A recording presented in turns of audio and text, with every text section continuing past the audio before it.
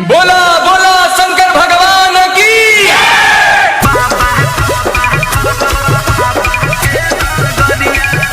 बोला बोला बाबा महेंद्रनाथ की।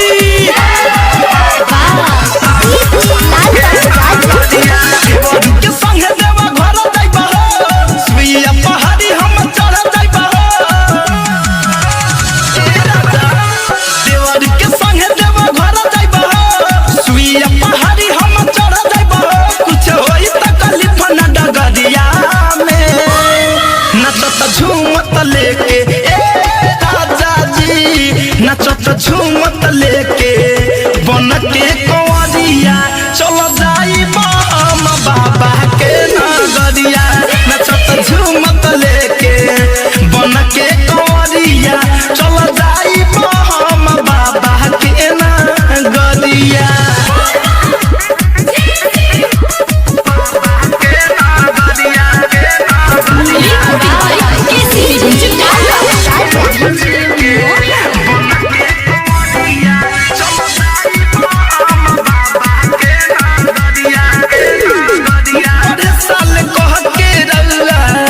लेकिन नाही गईनी कभी विश्वास हम त जिधे नाही धईनी, जिधे नाही राजा पर साल कह के रउआ, लेकिन नाही गईनी कभी विश्वास हम त जिधे नाही धईनी।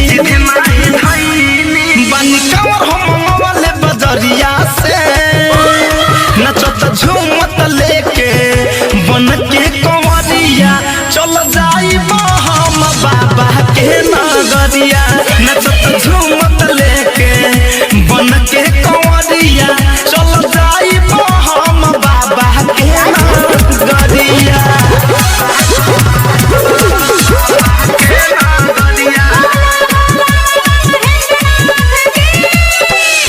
धरे कंध मंजा जई है संतोष तिवारी, गवाही से खुलतावे मुखिया के गादी।